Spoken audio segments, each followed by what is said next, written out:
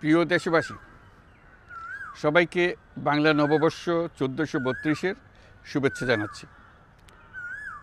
শুভ নববর্ষ। পহেলা বৈশাখ আমাদের প্রাণের উৎসব, বাঙালির সার্বজনীন উৎসব। পুরো পৃথিবীতে যেখানে যেখানে বাঙালিরা আছেন, আজ আমাদের সবার আনন্দের দিন, বর্ষবরণের দিন। বাংলা সাল গণনা শুরু হয়েছিল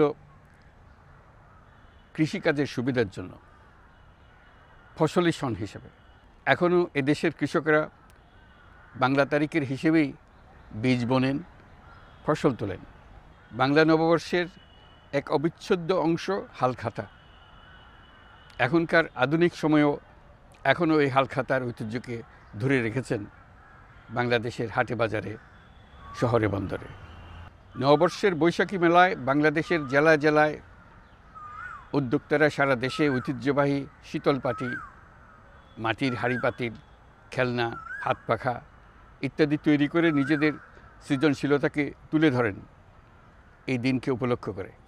বাংলাদেশের সংস্কৃতি ও ঐতিহ্য রক্ষায় এবং একে এগিয়ে নিয়ে যেতে আমাদের সবাইকে সক্রিয় ভূমিকা রাখার জন্য অনুরোধ জানাচ্ছি। আমাদের এইসব ঐতিহ্য যেন আমাদের নিজেদের মধ্যে সীমাবদ্ধ না থাকে, আমাদের সংস্কৃতি যেন আমরা ছড়িয়ে দিতে পারি বিশ্বের দরবারে।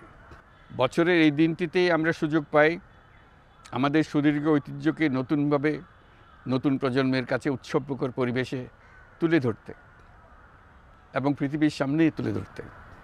পাহাড় ও সমতলের বিভিন্ন জাতিগোষ্ঠীও চৈত্র সংক্রান্তি ও নববর্ষে এবার বড় পরিসরে উৎসব উদযাপন করছে। পহেলা বৈশাখ সম্প্রীতির দিন, মহামিলনের দিন, আজ সবাইকে আপন করে নেওয়ার দিন। এবারের নববর্ষ নতুন বাংলাদেশের প্রথম নববর্ষ। আসুন আমরা বিগত বছরগুলোর গ্লানি, দুঃখ, বেদনা, অসুন্দর ও অশুভকে ভুলে গিয়ে নতুন প্রত্যয়ে, নতুন উদ্যমে সামনের দিকে এগিয়ে চলি। চলুন নতুন বাংলাদেশ গড়ে তুলি।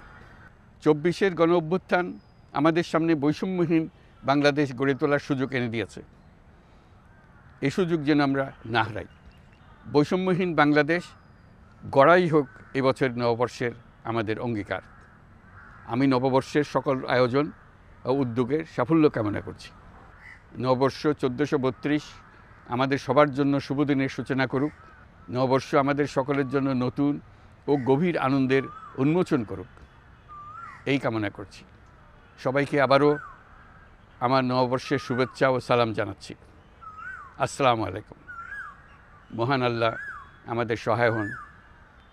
আল্লাহ হাফিজ।